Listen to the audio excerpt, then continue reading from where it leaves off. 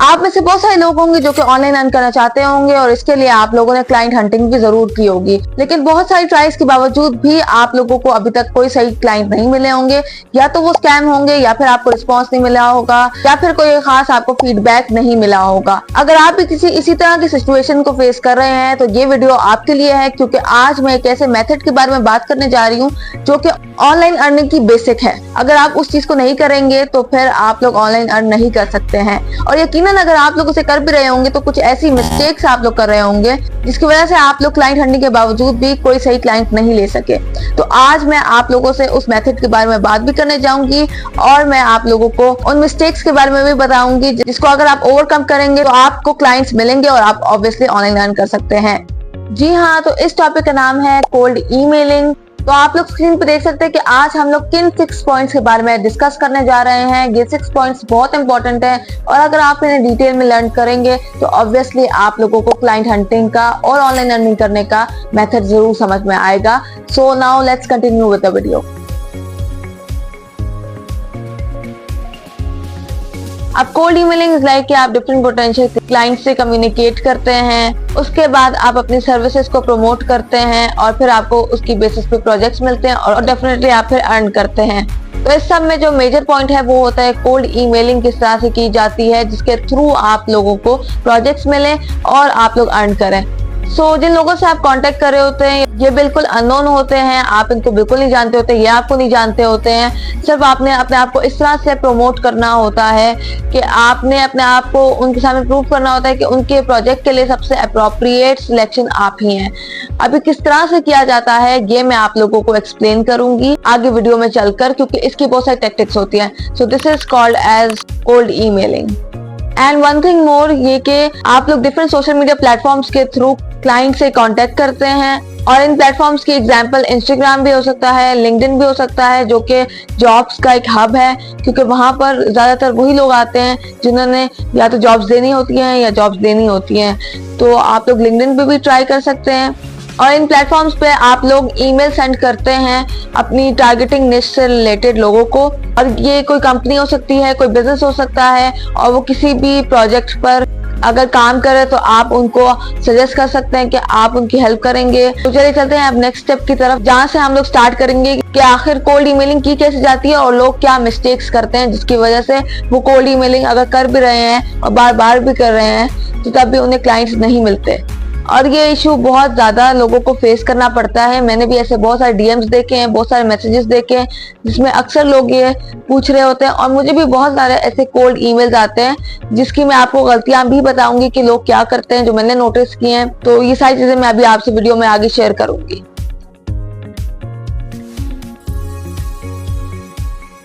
अच्छा जी, तो ये सबसे इम्पोर्टेंट पार्ट है जिसके बारे में आप लोगों का नॉलेज होना बहुत जरूरी है अगर आप लोग कोल्ड ईमेलिंग करना चाहते हैं, ऑब्वियसली उसे सक्सेसफुल बनाना चाहते हैं। तो होता ये है कि जो ओपनिंग लाइन है वो ही ये डिसाइड करती है कि जो आपकी ईमेल को रिसीव कर रहा है वो आगे आपकी ईमेल को पढ़ेगा, इग्नोर करेगा या नहीं करेगा। ये सब कुछ ओपनिंग लाइन पे डिपेंड कर रहा होता है, क्योंकि जैसा कि कहा जाता है first impression is last impression. तो यहाँ पर भी यही बात आती है, आपकी ओपनिंग लाइन जितनी अच्छी होगी, जितनी कैप्टिवेटिंग होगी, आपका ईमेल पढ़ा जाएगा और आपकी जो बात होगी वो उतनी आगे प्रोलॉन्ग होगी।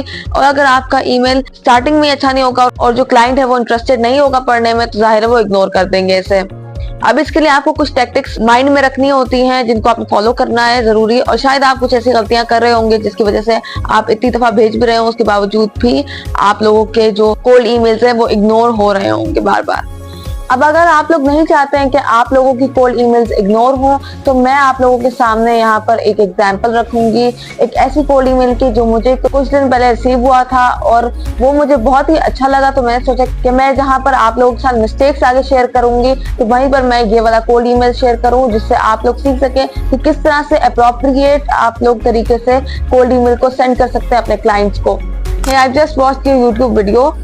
अब देखिए, पहली चीज तो इसमें यही आ जाती है कि उनकी ओपनिंग लाइन बिल्कुल टू द पॉइंट थी और वो ऐसी ओपनिंग लाइन थी जो कि मेरे कंसर्न से रिलेटेड थी। अब जाहिर है मेरा यूट्यूब चैनल है और किसी ने अगर मेरी वीडियो को देखा है तो मैं जरूर चाहूंगी कि वो उसका फीडबैक क्या है। तो ऑब्वियस सी बात है मैं उनकी ईमेल को आगे जरूर पढ़ूंगी। अब आगे कुछ भी लिखा हो, क्या एडवर्टाइजमेंट हुई है, लेकिन एक दफा मैं ईमेल को जरूर पढ़ूंगी क्योंकि उसमें मेरी उस सर्विस या उस प्रोडक्ट की बात हुई है। तो पहली चीज तो आप लोग ये लर्न करते हैं कि आप लोगों ने अपनी एडवर्टाइजिंग से ज्यादा दूसरे की चीज को प्रमोट करना है और उनकी चीज पे रिसर्च करके फिर आप लोगों ने कोल्ड ईमेल लिखना है। इसके लिए आपको बहुत ज्यादा एनालाइज करना पड़ेगा कि उनको किस चीज में इंप्रूवमेंट की जरूरत होती होगी और आप उनकी किस तरह से मदद कर सकते हैं, बजाय इसके कि सिर्फ आप अपने बारे में इंट्रोड्यूस करवाएं।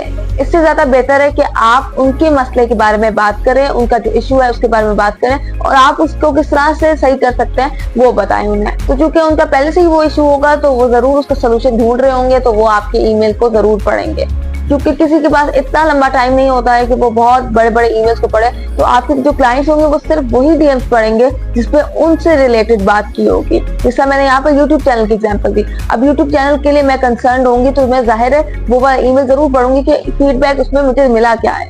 अब अगर मैं आगे भी पढ़ लूँ तो उन्होंने ये लिखा है कि if you want to level up your thumbnails to increase click through rate CTR please contact. तो अब वो जो सर्विस प्रोवाइड करना चाहते थे उन्होंने वो भी बता दिया साथ में, और बहुत ही कंसाइज मैसेज लिखा है जिसको मैं आसानी से पढ़ भी सकती हूँ, और उनके कांटेक्ट करने का जो पर्पस है वो भी मुझे समझ में आ गया। तो ना बात बहुत डिटेल थी, ना बात बहुत ज्यादा रेलेवेंट जा रही थी, बिल्कुल टू द पॉइंट, जो चाहते थे स्ट्रेट फॉरवर्ड कम्युनिकेट किया। पहले उन्होंने मेरे यूट्यूब वीडियो के बारे में बात की जिसके थ्रू मैंने आगे पढ़ा, और उसके बाद जो उनकी एक्चुअल सर्विसेज जो प्रोवाइड करना चाहते थे जिसके थ्रू मेरा ही बेनिफिट था वो भी उन्होंने साथ में लिखा है। लेकिन एक काम जो आप उसके अलावा भी कर सकते हैं जिसके थ्रू आपको पता चलेगा कि आपका मैसेज इग्नोर नहीं हुआ है, कि आप उनसे एंड पे ये जरूर पूछ लीजिएगा कि अगर मैं एलिजिबल हूँ तो आप इसका आंसर कर दीजिए, और अगर नहीं भी एलिजिबल हूँ तो ये भी आंसर कर दीजिए, ताकि आपको पता चल जाए कि आपको आगे उन्हें फॉलो अप करना है या नहीं करना है। फॉलो अप क्या होता है वो मैं आपको आगे चल के बताऊंगी।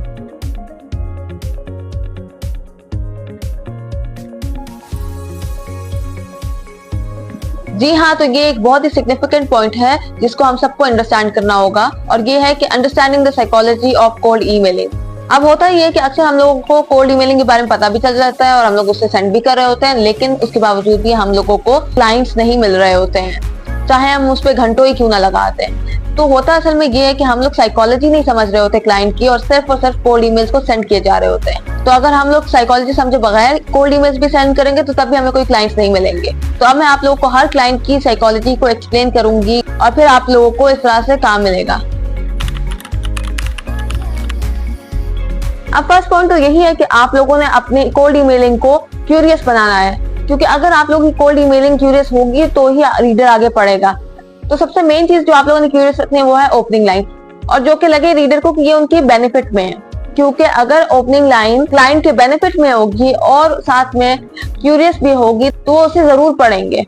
और आप लोगों को याद रहे कि आप लोगों ने या तो उस तरह से मैसेज करना है जैसा मैंने आप लोगों को पहले डीएम पढ़ाया था, या फिर आप लोगों ने अपनी कोल्ड ईमेलिंग को बहुत ज्यादा क्यूरियस रखना है। दोनों में से कोई एक चीज आप लोग ले सकते हैं। अब क्यूरियस इस तरह से होता है कि आप कोई ना कोई ऐसा क्वेश्चन डाल दे जो कि यूजर के इंटेंट के मुताबिक हो, और ये तभी होता है जब आप उनके बारे में रिसर्च करेंगे तो। और ज्यादातर ये आप क्वेश्चन डालकर ही ऐसी बात कर सकते हैं, और अगर आप उन्हें कोई बेनिफिट दे सकते हैं तो उसके बारे में इनडायरेक्टली उनसे बात करना कि जिसकी वजह से वो क्यूरियस है और आगे मजीद उस ईमेल को पढ़ना चाहें और आप लोगों से कांटेक्ट करें। अच्छा जी, तो अब आता है सेकंड पॉइंट जो कि है अपने क्लाइंट को एडवांटेज देना। अब हर बंदा ही चाह रहा होता है कि उन्हें कोई ना कोई एडवांटेज मिले, यानी कि कोई ना कोई सेल मिले, कोई स्पेशल एडिशन मिले, या ऐसी कोई चीज जो उनकी हेल्प कर सके। अब आप अगर ऐसा करेंगे और स्टार्टिंग में ही इस चीज को बताएंगे तो फिर जाहिर है क्लाइंट आपकी कोल्ड ईमेल को जरूर पढ़ेंगे, क्योंकि कहीं ना कहीं हर बंदा ही इस चीज को ढूंढ रहा होता है। अब आप लोग अपनी को सेल्स की ऑफर दे सकते हैं, कोई by one get one free जैसी डील दे सकते हैं, या कोई लिमिटेड एडिशन दे सकते हैं जिसमें कोई स्पेशल आप लोग लोगों को दे रहे हो। तो इस तरह की कोई भी चीज होगी तो जाहिर सी बात है हर बंदा आप लोग की सर्विसेज को लेना चाहेगा। वरना आप कोई ऐसी चीज भी दे सकते हैं जैसे कि रेफरिंग अ फ्रेंड। अब इसमें होता है क्या है कि आप लोग क्लाइंट को कह सकते हैं कि अगर आप लोग ये सर्विसेज अपने फ्रेंड के सामने प्रमोट करेंगे तो आप लोग उनको नेक्स्ट प्रोजेक्ट्स पर एक अच्छा डिस्काउंट देंगे। तो ऑब्वियस सी बात है इस तरह से आपकी जो क्लाइंट की लिस्ट होगी वो इंक्रीज होगी, क्योंकि लोग जो है वो एक दूसरे को जरूर रेफर करेंगे और वो आपकी चीज को जरूर एडवर्टाइज करेंगे, जरूर प्रमोट करेंगे, क्योंकि इसमें उनका भी बेनिफिट है और आपका भी बेनिफिट है। इसके अलावा आप लोग उन्हें बाय वन गेट वन वाली डील्स दे सकते हैं, कोई लिमिटेड एडिशन दे सकते हैं, या कोई भी ऐसी चीज जो कि यूनिक हो और थोड़े टाइम के लिए हो, ताकि क्लाइंट्स जो हैं वो उसको जरूर ट्राई करें। जैसा फॉर एग्जांपल अगर मैं आप लोग को बताऊं कि by one get one free की डील में आप लोग लोगो डिजाइन करके दे रहे हैं, साथ में आप लोगों ने बिजनेस कार्ड भी डिजाइन करके दे, तो ऑब्वियस बात है अगर क्लाइंट्स को ये बात पता चलेगी तो वो आपकी सर्विसेज को जरूर ट्राई करेंगे। इसी तरह लिमिटेड एडिशन ये है कि आप लोग कोई ऐसा पैकेजिंग बना के दे रहे हैं, जैसे कि कोई ब्रांडिंग किट है जिसमें आप लोग स्पेशल डिजाइन यूज करेंगे जो कि ज्यादातर नहीं होते हैं यूज, तो क्लाइंट की रीच को भी बहुत ज्यादा इंक्रीज करेंगे। लेकिन वो जाहिर है क्योंकि लिमिटेड एडिशन होगा तो ऑब्वियस सी बात है हर कोई से ट्राई करना जरूर चाहेगा, मगर फिर उसमें होनी भी ऐसी चीजें चाहिए जो कि यूनिक हो और जो कि हर कोई ट्राई करना चाहता हो। इसी तरह अगर हम बात करें सेल्स की, तो आप लोग यही मेंशन कर सकते हैं कि अभी 50% ऑफ है, अभी 20% ऑफ है, तो अभी प्राइसेस डाउन है। तो अगर जो एक्सपेंसिव डिजाइन है वो भी आप लोग लो प्राइसेस में ले सकते हैं। तो इस तरह की जितनी भी बातें होती हैं वो क्लाइंट्स को जरूर अट्रैक्ट करेंगे। और साथ में मैं आपको एक और बात बता दूं कि ये जो वर्ड फ्री है, जैसा मैंने कहा by one get one free, तो जो वर्ड फ्री कहीं भी अगर आप यूज करेंगे तो जाहिर है हर बंदा ही वो चीज जरूर पढ़ेगा। और अगर आप इसे ट्राई भी करेंगे तो आप बहुत नोटिस करेंगे कि फ्री वाली अगर कहीं भी चीज होगी तो उससे लोग बहुत इंटरेक्ट करते हैं। अब आता है नेक्स्ट पॉइंट जो कि है to make your tone urgent. जाहिर है किसी भी चीज को इंपॉर्टेंस दिलाने के लिए आप लोगों को इसे अर्जेंट तो दिखाना ही पड़ेगा, लेकिन ये जो अर्जेंट आप लोगों को दिखाना होगा इसे, ये एक जेन्युइन तरीके से है। ये ना लगे कि आप सिर्फ अपनी सर्विस को सेल करने के लिए ही अर्जेंट चीज को बना रहे हैं, बल्कि ये लगे कि वाकई में ऐसी चीज है जिसको जल्द से जल्द परचेज कर लेना चाहिए ताकि आप लोगों को बेनिफिट हो सके। अब ये किस तरह से होता है, जिसका मैंने आप लोगों को पहले एक एग्जांपल दी लिमिटेड एडिशन की। अब जाहिर सी बात है लिमिटेड एडिशन तभी आता है जब कोई चीज यूनिक होती है और एक स्पेसिफिक टाइम के लिए होती है और उसके बाद वो चीज रिटर्न नहीं करती है। तो जाहिर है इस चीज में आप एक अर्जेंट टोन जरूर क्रिएट कर सकते हैं। इसी तरह अगर मैं सेल्स की बात करूं कि 20% ऑफ है, 50% ऑफ है, तो उसमें भी आप एक अर्जेंट टोन क्रिएट कर सकते हैं और ये वाकई में एक जेन्युइन चीज है जिसके लिए आप अर्जेंट टोन क्रिएट कर रहे होंगे। अब आता है लास्ट पॉइंट एंड सबसे ज्यादा इंपॉर्टेंट पॉइंट, और वो ये कि हम लोग अक्सर ही क्लाइंट से बात करने के लिए एक बहुत ही प्रोफेशनल टोन रखते हैं जिसमें हम लोग ओवरली फॉर्मल हो जाते हैं ताकि हम लोग क्रेडिबल लगे।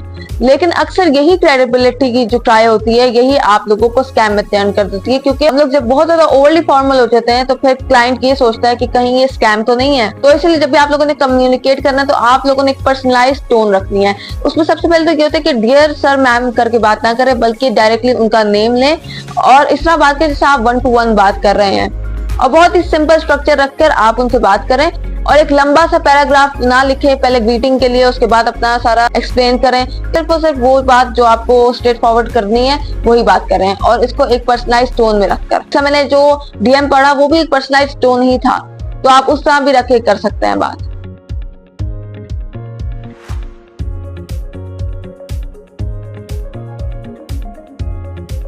एंड नाउ फाइनली आता है लास्ट पॉइंट, एंड इसको भी मैं बहुत ही इंपॉर्टेंट पॉइंट कहूंगी और मैंने वीडियो में शुरू में ही बताया था कि मैं इस पॉइंट को जरूर डिस्कस करूंगी, और ये है कॉमन मिस्टेक्स का।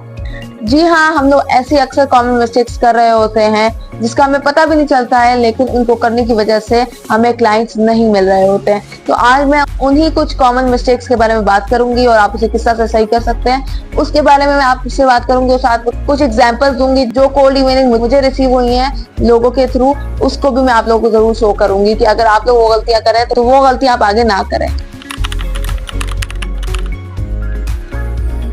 अच्छा खैर, अब ये वाली जो गलती है तो बहुत सारे लोगों से हुई होगी, और ये अक्सर इसलिए होती है क्योंकि जब भी हम लोगों ने क्लाइंट से बात करनी होती है तो जाहिर है हम अच्छी टोन, फ्रेंडली टोन और वेलकमिंग टोन रखते हैं, लेकिन यही टोन अक्सर ऐसा लगता है जैसे फ्रेंडली होने की जगह आप अपनी चीज को सिर्फ एडवर्टाइज कर रहे हैं या अपनी सर्विसेज को सिर्फ सेल करना चाहते हैं। तो वही फ्रेंडलीनेस जो आपके क्लाइंट को लेकर आ सकती है और जो आपको काम मिल सकता है, उसी चीज की वजह से जो क्लाइंट है वो आपकी मैसेज को इग्नोर कर देता है, क्योंकि उन्हें लगता है कि ये हमारी चीज से ज्यादा अपनी चीज से कंसर्न है। तो आप लोगों ने अपनी टोन को ये जरूर देखना है कि चाहे आपका मोटिव भी अगर प्रोडक्ट को सेल करना है या अगर सर्विस को सेल करना है, तो तब भी आप लोगों ने क्लाइंट का जो इशू है उसको पहले आप लोगों ने प्रायोरिटी देनी है।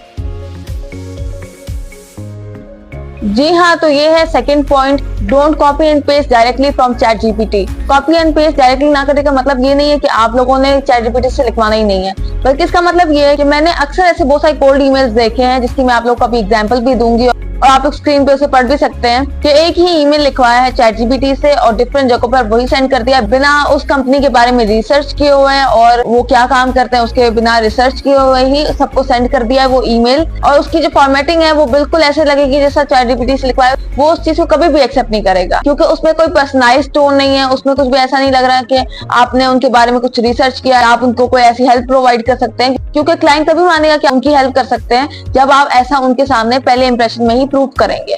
इस तरह वो भी सब यही समझेंगे कि आप लोगों ने कॉपी किया एंड पेस्ट कर दिया ChatGPT पे। तो इसलिए चाहे कुछ भी हो, आप लोगों को रिसर्च करना बहुत जरूरी होगा। तो अब ये है बोनस पॉइंट जो कि मैं आप लोगों को बता रही हूँ, ताकि आप लोगों की जो कोल्ड ईमेल्स हैं वो इग्नोर ना हो। सबसे पहले तो ये कि हम लोग प्रोफेशनल दिखने के लिए हम लोग हार्ड वर्ड्स यूज करते हैं जब भी हम लोग कोल्ड ईमेलिंग को सेंड करते हैं। तो आप लोगों ने ऐसा नहीं करना है, क्योंकि जो भी क्लाइंट होगा वो जल्दी में पढ़ेगा। तो जितना आसान कन्वे करेंगे उतना ही वो ज्यादा इंटरेस्टेड रहेंगे। इतने हार्ड वर्ड्स होंगे तो उनके एक माइंडसेट में ये चीज आ जाएगी कि इस ईमेल को पढ़ने में टाइम लगेगा, तो डेफिनेटली वो आपके ईमेल को इग्नोर कर देंगे। तो चीज को जितनी सिंपल है उतना रखें, क्योंकि ऐसा अक्सर होता है कि बहुत सारे ईमेल्स पहले से ही आए हुए होते हैं, तो वो पहले समझते हैं बेहतर कि जो इजी वाले हैं और जो स्ट्रेट फॉरवर्ड है उन ईमेल्स को पढ़ लिया जाए। तो अगर आप भी चाहते हैं कि आपका ईमेल इग्नोर ना हो, तो इसके लिए आपको सबसे पहले तो एक सिंपल लैंग्वेज को यूज करना है।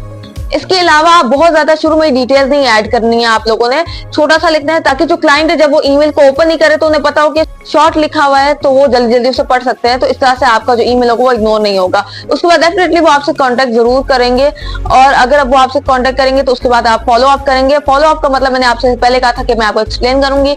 उसका मतलब ये होता है कि अगर तो क्लाइंट आपको एक्सेप्ट कर लेते हैं तो उसके आगे मजीद आप उनसे कन्वर्सेशन करेंगे, और फिर उसके बाद आप लोग प्रोजेक्ट्स उनसे लेंगे। लेकिन इसके लिए यही चीजें फॉलो करना बहुत जरूरी है कि जैसा आप ईमेल को शॉर्ट रखें, कंसाइज रखें, टू द पॉइंट रखें, और साथ में आप इजी वर्ड्स यूज करें, ताकि क्लाइंट के लिए जितनी आसानी हो सके पढ़ने में उतनी आप आसानी कर सके। इसके अलावा मैं ये कहूंगी कि एकदम से शुरू में ही पोर्टफोलियो ना अपना सेंड करें या कोई ऐसी लिंक्स ना सेंड करें, ताकि एक दफा क्लाइंट को खुद से डिसाइड करने दे कि क्या उन्हें रखना चाहिए या नहीं रखना चाहिए। अगर वो रखने का सोचेंगे तो वो आपसे खुद कॉन्टेक्ट करेंगे, और जब आपका फॉलो अप करने का टाइम स्टार्ट होगा, यानी कि जब आपकी कन्वर्सेशन स्टार्ट होगी, तो तब आप फिर उन्हें अपने बारे में भी एक्सप्लेन करें, और साथ में ये भी एक्सप्लेन करें कि आपके काम के सैंपल्स किस तरह के हैं। जहां तक बात मैंने अगर शुरू में सेल्स वगैरह की कही या लिमिटेड एडिशन की कही है, तो उसको आपने बहुत ही कंसाइज वे में वहां पर एक्सप्लेन करना है, इस तरह के वे में जो कि बात छोटी भी हो और उन्हें समझ में भी आ रही हो।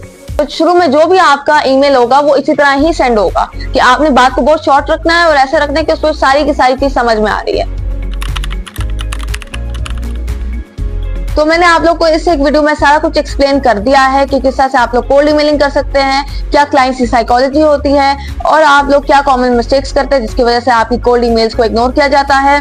तो मैंने सारी चीजें इस एक वीडियो में एक्सप्लेन कर दी हैं। अगर आप लोग को ये वीडियो अच्छी लगी है तो इसे लाइक कर दीजिए, मेरे चैनल को सब्सक्राइब कर दीजिए, और अगर आप इस वीडियो को यूजफुल समझते हैं तो उसे शेयर कर दीजिए, और आप मेरे Instagram account design with Khadija को भी फॉलो कर सकते हैं। And till the next video, take care and अल्लाह हाफिज।